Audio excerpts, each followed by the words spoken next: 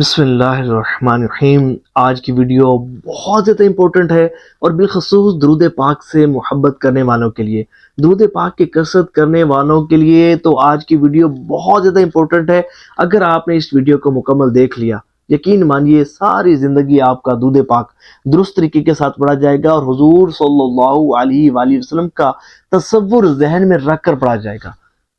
اور آج کی ویڈیو میں آپ کو بتاؤں گا کہ کس طرح بآسانی آپ درود پاک پڑھتے ہوئے حضور صلی اللہ علیہ وآلہ وسلم کا تصور ذہن میں رکھ سکتے ہیں۔ اور پھر اگر تصور ذہن میں رکھ کر درود پاک پڑھیں گے تو آپ کو ملے گا کیا؟ جنہوں نے تصور ذہن میں رکھ کر درود پاک پڑھا، جنہوں نے درود پاک پڑھتے ہوئے حضور نبی پاک علیہ السلام کا تصور قائم کیا، ان کو برکتیں کیا ملی، انعام کیا ملا، سنیں گے، سن کر ایمان تازہ ہو جائے گا، مکمل دیکھے گا، اللہ نے چاہا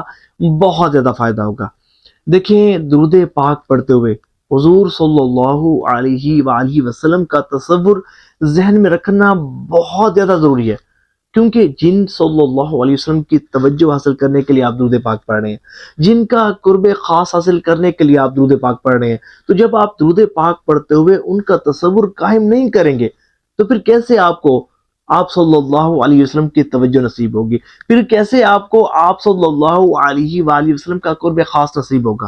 دیکھیں، اگر آپ چاہتے ہیں نا کہ آپ کا درود پاک پڑھتے ہوئے تصور قائم ہو، تو ایک بات یاد رکھیے گا کہ ہمارے جو حضور ہیں نا، یہ بہت باحیا ہیں، یہ گناہوں سے پاک ہیں، یہ نور ہیں۔ اگر آپ چاہتے ہیں کہ آپ کا بھی درود پاک پڑھتے ہوئے تصور قائم ہو تو آپ کو بھی گناہوں سے اجتناب کرنا ہوگا، گناہوں سے کنارہ کشی اختیار کرنی ہوگی، اور بالخصوص دو چیزیں آپ نے ان کی حفاظت کرنی ہے۔ اور پھر اس کے بعد کچھ چیزیں ایسی بتاتا ہوں کہ جو بہت زیادہ آپ کے لیے نفع بخش ثابت ہوں گی۔ دو چیزیں ایسی کہ جن سے مکمل طور پر آپ نے کنارہ کشی اختیار کرنی ہے۔ ایک یہ کہ بد نگاہی، اس سے ہمیشہ کے لیے آپ نے جان چھڑانی ہے، کیونکہ اگر بد نگاہی جو شخص کرتا ہے نا، اسے کبھی بھی عبادت میں خشوع و خضوع نصیب نہیں ہو سکتا۔ جو بد نگاہی کرتا ہے، فاحش مناظر دیکھتا ہے، اپنی آنکھوں کو حرام سے پر کرتا ہے، کبھی بھی درود پاک پڑھتے ہوئے اسے لذت نہیں محسوس ہو سکتی، مزہ نہیں آ سکتا، اور کیفیت نہیں بن سکتی، اور نہ ہی حضور صلی اللہ علیہ وآلہ وسلم کا تصور قائم ہو سکتا ہے۔ تو نگاہوں کو پاک کرنا بہت ضروری ہے۔ سچی پکی توبہ کریں گے کہ بھئی میں بد نگاہی نہیں کروں گا، اور پھر اس کے ساتھ ساتھ اپنے دماغ کو بھی ہر طرح کی نیگیٹو تھنکنگ سے پاک کرنا بہت زیادہ ضروری ہے۔ دیکھیں، اگر آپ کے دل میں لوگوں کے لیے بغض ہے، حسد ہے، کینہ ہے، اور لوگوں کے متعلق بیڈ تھنکنگز ہیں، تو ان سب کو دماغ سے باہر نکالنا ہوگا۔ پھر اس کے ساتھ ساتھ کچھ لوگ ایسے ہوتے ہیں کہ ان کا جو دماغ ہوتا ہے نا، وہ برائی کی اماجگاہ ہوتی ہے، ہمیشہ غلط سوچنا، ہمیشہ غلط سوچنا۔ اور بعض ایسے ہوتے ہیں کہ ہر وقت ان کے ذہن میں جو ہے وہ برے برے خیالات چل رہے ہوتے ہیں، بے حیائی کی سوچیں ان کے دماغ میں چل رہی ہوتی ہیں، اور ایسی بری اور واہیات باتیں ان کے ذہن میں چل رہی ہوتی ہیں، ایسی غلیظ اور گندی باتیں ان کے ذہن میں دماغ میں چل رہی ہوتی ہیں کہ جس کی سبب وہ جو ہے وہ عبادات ٹھیک طرح سے نہیں کر سکتے اور خشوع و خضوع کے ساتھ عبادات نہیں کر سکتے۔ یہ وہ لوگ ہوتے ہیں کہ ان کو عبادات بھی کی توفیق بھی بڑی مشکل سے ملتی ہے، خشوع و خضوع تو بڑے دور کی بات ہے۔ تو اپنے دماغ کو بھی پاک کرنا ہے، ہر طرح کی نیگیٹو تھنکنگ سے دماغ کو پاک کرنا ہے۔ بالکل کچھ بری بات نہیں سوچنی، بالکل بری بات نہیں سوچنی، دماغ میں کوئی برا اور بے حیائی کا خیال نہیں لانا، اور تصور جو ہے وہ حضور نبی پاک علیہ السلام کا اس طرح قائم ہوگا کہ جب آپ برا سوچنا چھوڑ دیں گے، بد نگاہی کرنا چھوڑ دیں گے، جب آپ نے یہ دو سٹیپ پورے کر لیے، اس کے بعد اب آپ نے بڑھنا ہے اگلے سٹیپ کی طرف۔ اور اگلا سٹیپ یہ کہ آپ نے کام یہ کرنا ہے کہ اپنے موبائل فون میں نا مسجد نبوی شریف علیہ صاحب الصلاۃ والسلام کی مختلف آپ جو ہے وہ تصاویر ڈاؤن لوڈ کر کے اپنے موبائل میں ڈالیں۔ سمجھے کہ مواجہ شریف کی، سنہری جانیوں کی، سبز گنبد کی، مسجد نبوی شریف کے مختلف مناظر وہ اپنے موبائل میں سیو کر لیں، اور درود پاک پڑھتے ہوئے آپ نے ان کو دیکھنا ہے، درود پاک پڑھتے ہوئے ان کو دیکھنا ہے، اور اتنا دیکھنا ہے کہ گویا کہ یہ پکچرز آپ کے دماغ میں راسخ ہو جائیں، ایک تصور ایک بن جائے۔ پھر جب آپ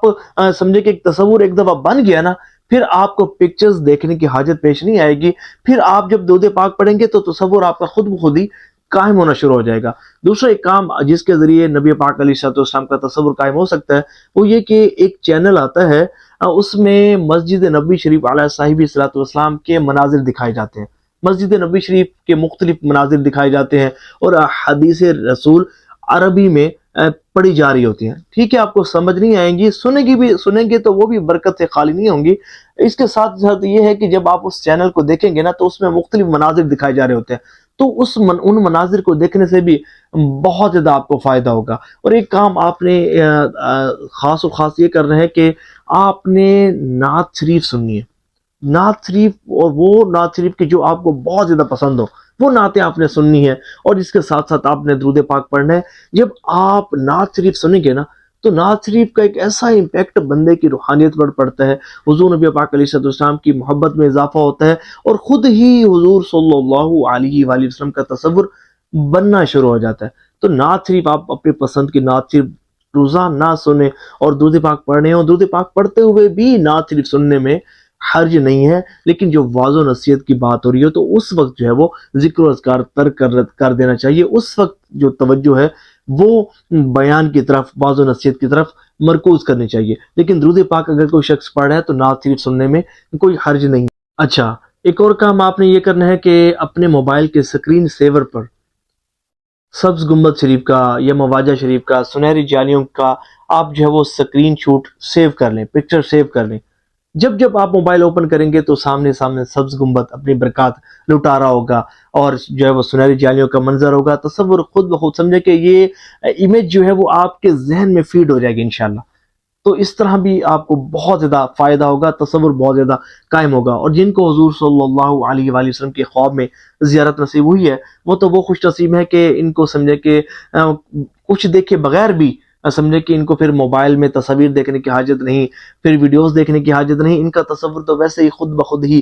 بن جاتا ہے۔ اللہ تعالی ہمیں بھی ان خوش نصیب عاشقان رسول میں شامل فرمائے۔ تو اس میں آخر میں بات کروں کہ جنہوں نے تصور جما کر درود پاک پڑھا ان کو ملا کیا؟ تصور یہی ہے نا کہ جب بھی آپ درود پاک پڑھیں تو اس تصور کے ساتھ درود پاک پڑھیں کہ آپ کا پڑھا گیا درود پاک حضور صلی اللہ علیہ وآلہ وسلم سن بھی رہے ہیں اور آپ کو دیکھ بھی رہے ہیں۔ تو جو اس طرح تصور جما کر درود پاک پڑھتا ہے ان کو ملتا کیا ہے؟ ایک بزرگ گزرے حضرت احمد کبیر رفاعی رحمۃ اللہ تعالی علیہ، جب بھی درود پاک پڑھتے نا تو اس تصور کے ساتھ درود پاک پڑھتے کہ گویا کہ میں مواجہ شریف کے سامنے حاضر ہوں اور درود پاک پڑھ رہا ہوں، اور میرا پڑھا گیا درود پاک حضور صلی اللہ علیہ وآلہ وسلم سن بھی رہے ہیں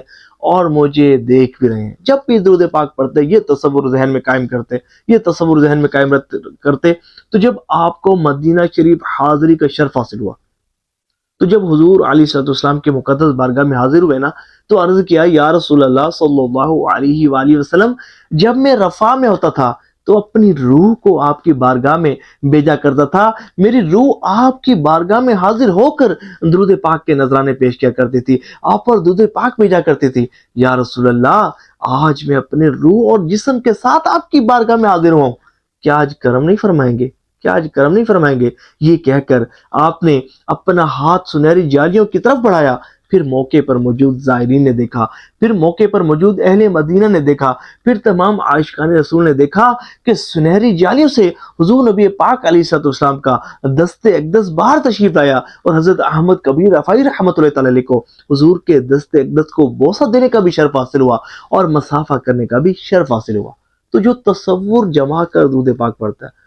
تو پھر ان پر ایسے ہی انعامات کی بارشیں ہوتی ہیں۔ امید کرتا ہوں کہ آج کی ویڈیو بہت زیادہ ہیلپ فل ثابت ہوئی ہوگی، اگر ہوئی ہے تو کمنٹس میں ضرور بتائیے گا۔ اللہ تبارک و تعالی ہمیں کامل توجہ کے ساتھ، خوش و خضوع کے ساتھ حضور صلی اللہ علیہ وآلہ وسلم کی محبت میں ڈوب کر درود پاک پڑھنے کی توفیق عطا فرمائے۔